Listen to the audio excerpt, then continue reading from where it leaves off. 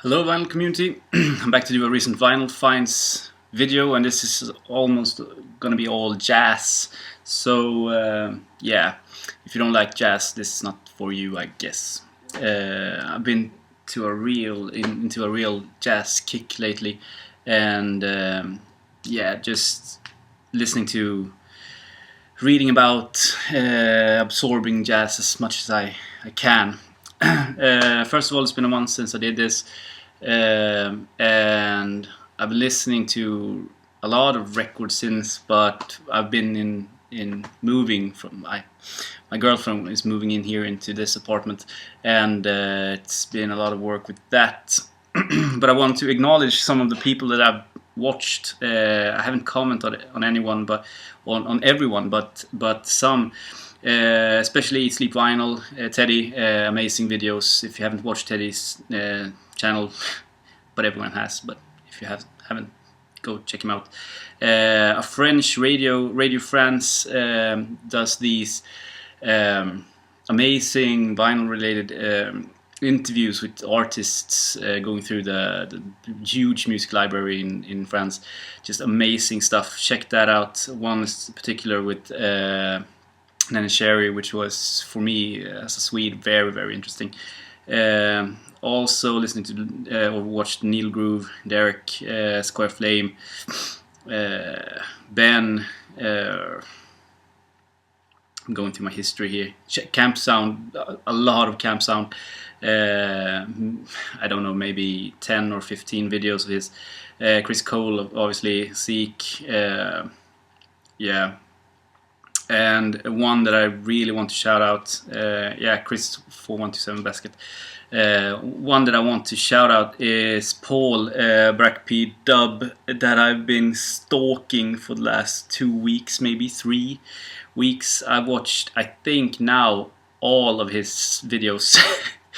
Just really, really getting into the jazz and learning, reading, and got some inspired by him music wise. I mean, if you haven't, it's amazing that he hasn't got more subscribers than he has, but then again, it's jazz, so maybe he has his thing going, I don't know.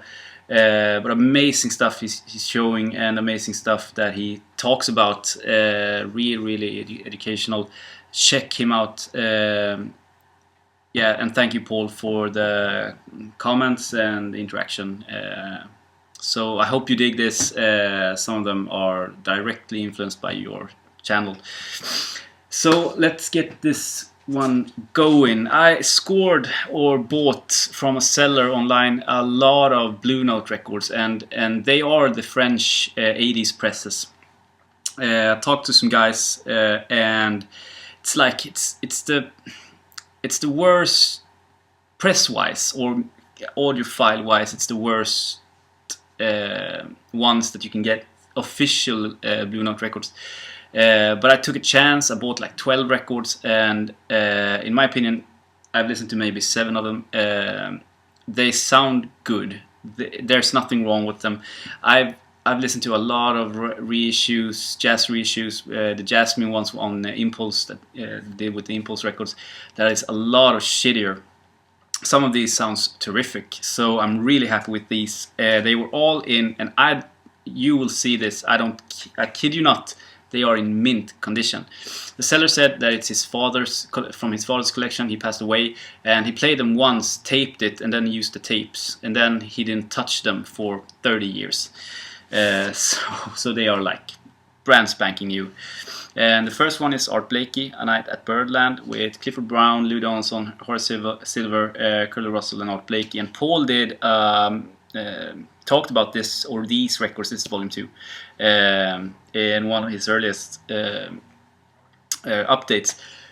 Fantastic little story about the man introducing the band, Pee Wee something, I think he was called, saying that the wrong name on Horace Silver, calling him Horace Sliver, I think, because he didn't tip him, something like that. But as you can see, these are the Pate Marconi French reissues from 1982, and I'm not going to show you all the labels, but there you go. And these were released between like, I don't know, maybe 82 and 87 of the ones that I got. Fantastic record. I sampled it online before I got it. Yeah, and to my notion, a classic Blue Note record. This is directly influenced by Paul and his videos. He was raving about this, calling it one of the best releases ever or something like that. So I just picked it up. One that I didn't know about with Art Blakey and Jazz Messengers, A Night in Tunisia, that I hadn't heard. Also a 1983 release, French. Sounds good. I'm really happy about it, and you are so right. This is, until this day, this is the best Art Blakey record that I've ever heard. It's amazing. Such a fantastic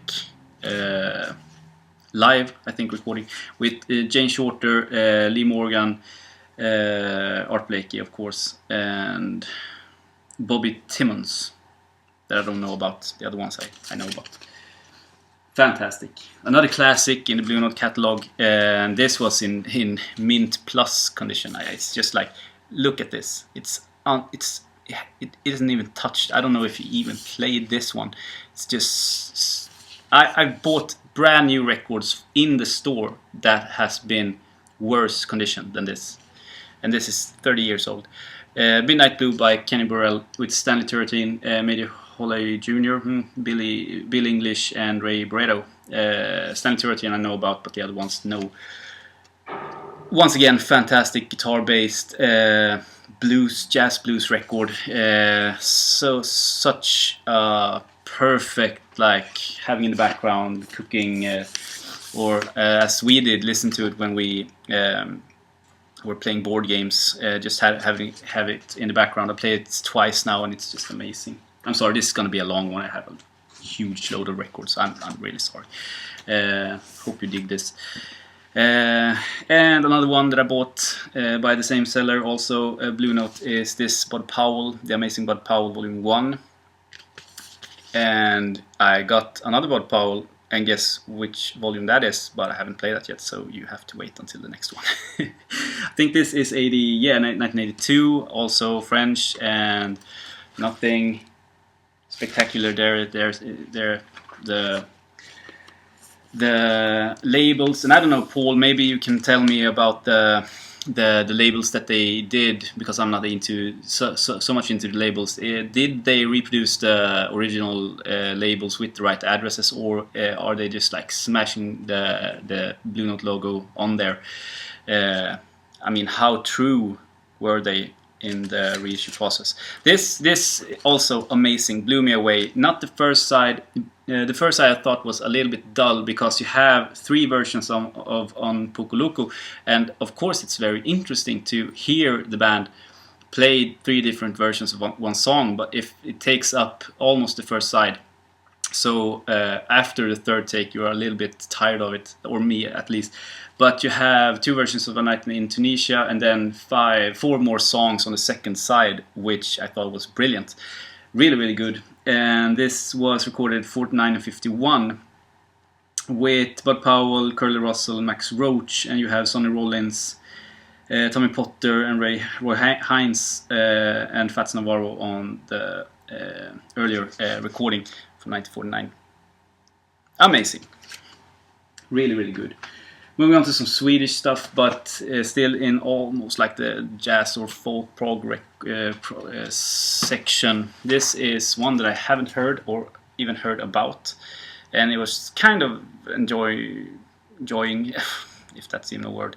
Det for 2 vita duvor, Fiktion i Vikens kapell, Folkton i Vikens kapell, sorry, by Merit Hemmingsson and Beppe Wolgers. So Merit I showed before. She was a Hammond player. Very, very early in Swedish like pop music using the Hammond in the mid-60s. And Beppe Wolgers is an author and TV personality and poet and all that good stuff. Died in the 80s, I think. Merit is still going strong. I showed her latest record in my last update. This is from 1971.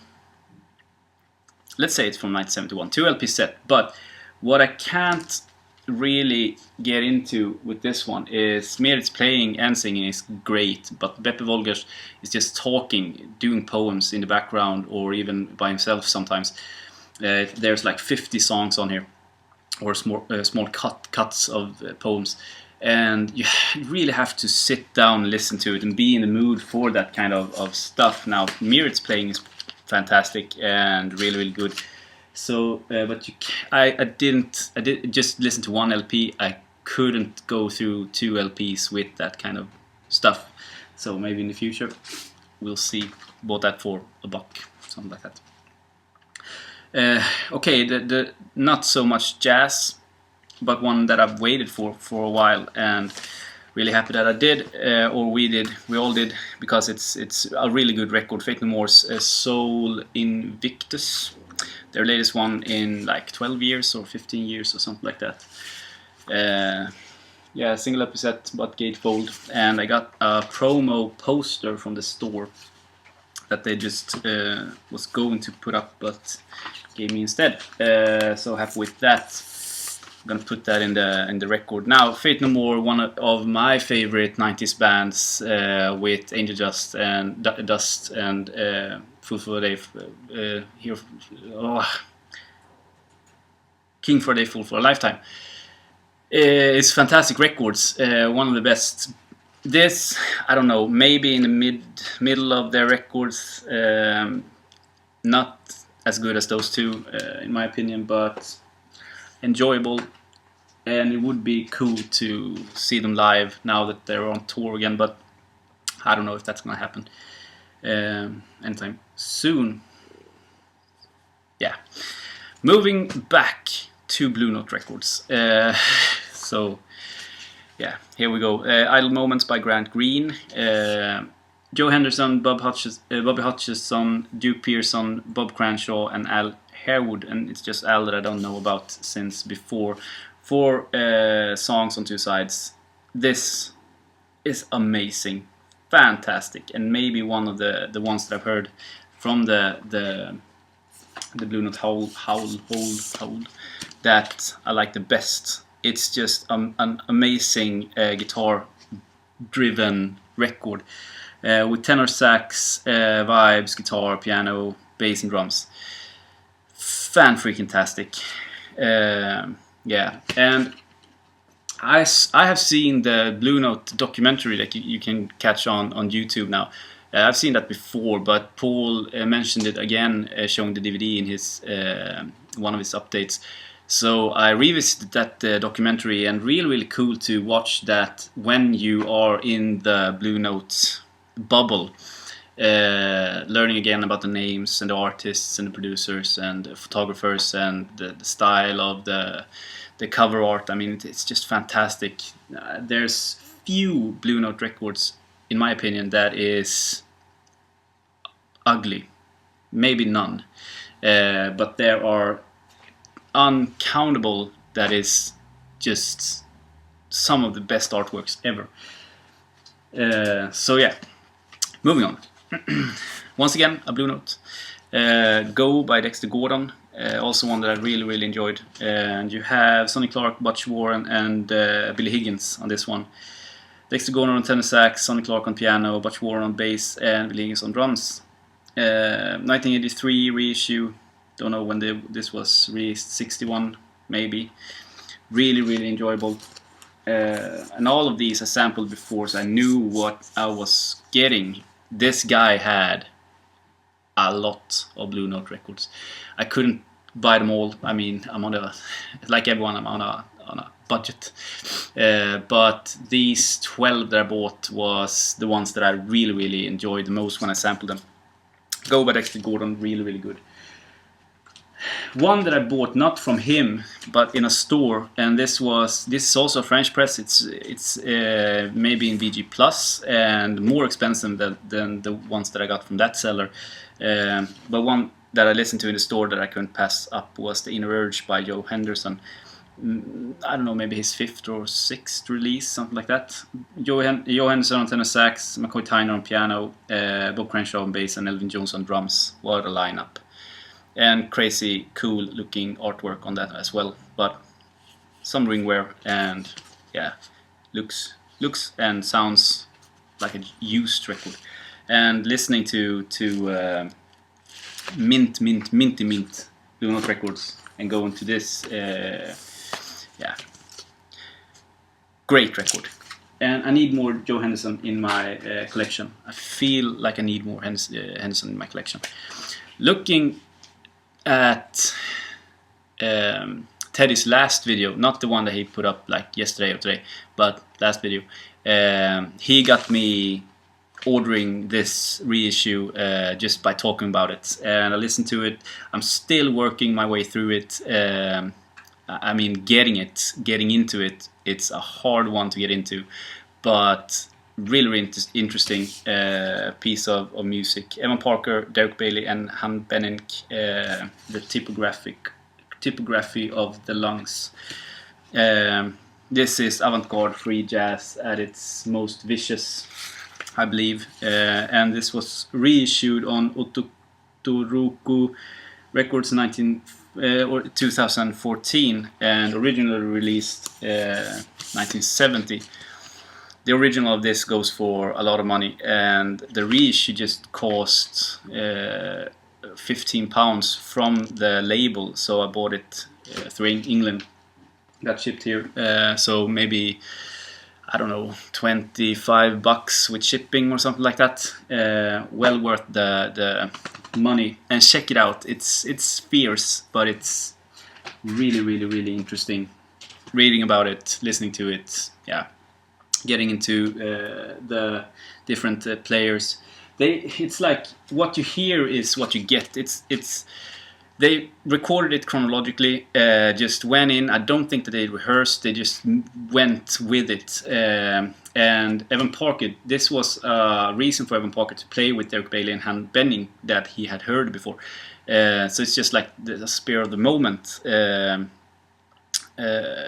Yeah, and Han Benning played with Peter Brötzmann, and we saw him live 2 summers ago. So yeah, really interesting. Some Swedish jazz, prog, folk stuff here. Amando Jarr, Följ med till Afrika, Follow Me to Africa, or yeah, something like that, with a bunch of players. I mean, Göran Lagerberg on bass, Malando Gassama on drums. You have, yeah, a bunch of players. And this is almost like a child's record. He talks a lot between the songs, but really interesting. A little gem in the Swedish catalog. Amando Jarr, father, I think, to Tio, and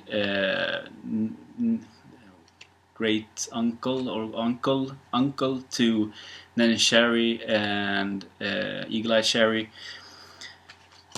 I think that he married their mom, or was married to their mom, before Don Cherry, but I'm not super sure.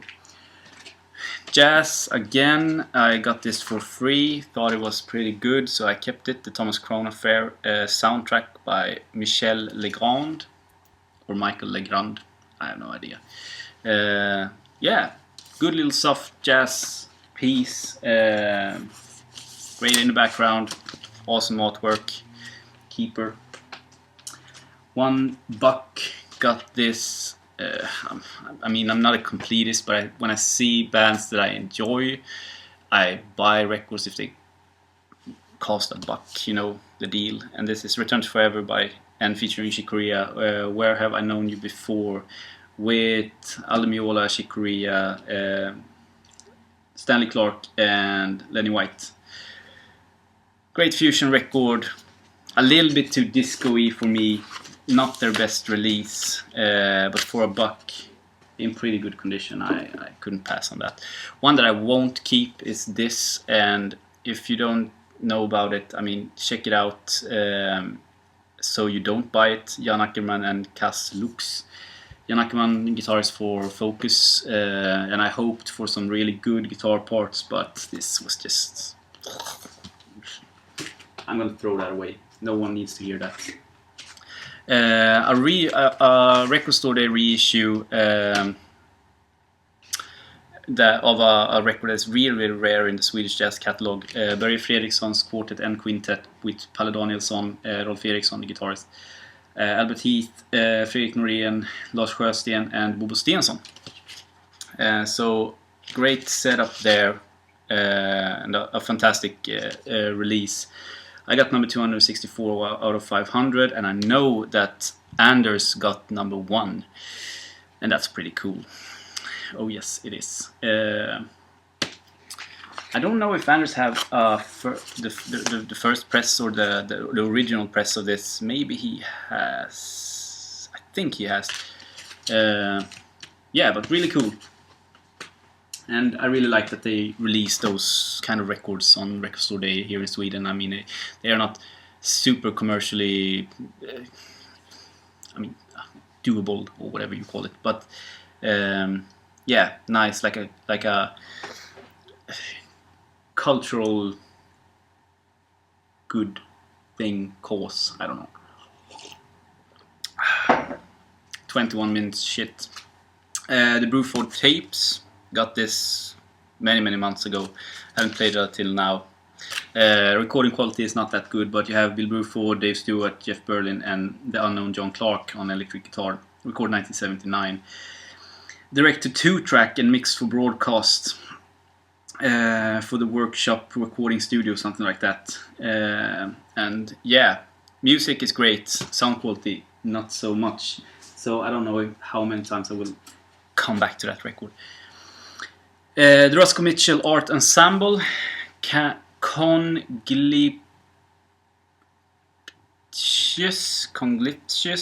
something like that. Got this in Gothenburg when I was there for a great price in like near mint condition or BG plus condition. There's the label on Nessa there. So I jumped on it, knowing that it's a hell of a ride. Roscoe Mitchell, famous from the Art Ensemble, I think. Is it New York Art Ensemble or is it Chicago Art Ensemble? I can't remember. Free jazz, hell of a ride. This I got for free, so that's why I bought it. But this, sound quality wise, this is what I'm talking about.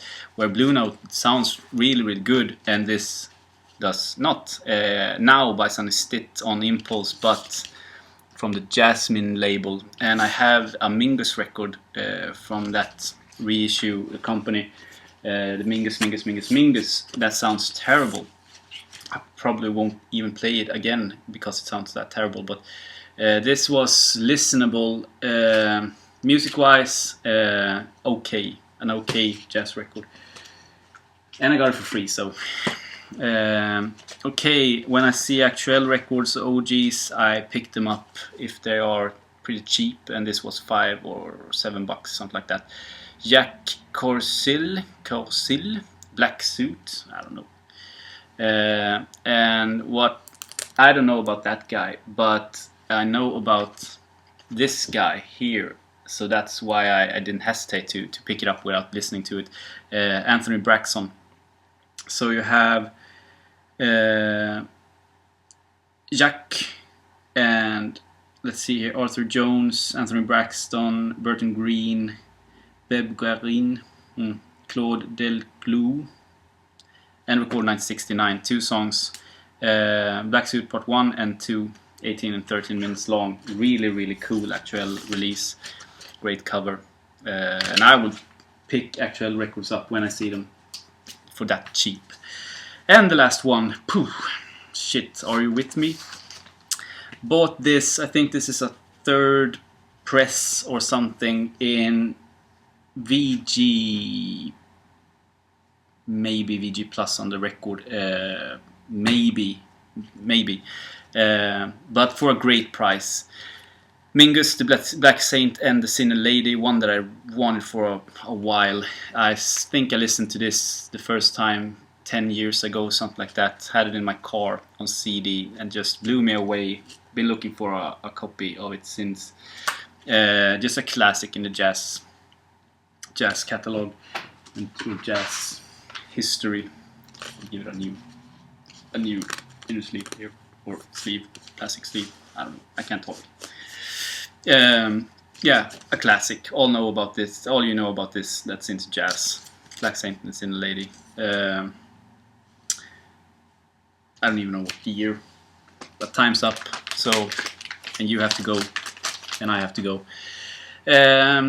Yeah, I'm free today, so I'm cleaning and doing stuff in the apartment to get the move all worked out. And so I'm spinning record as a mother, and I hope to be back soon. Chances I will. But love your comments. Please comment if you have the time and feel the need. And yeah, talk to you soon. Bye.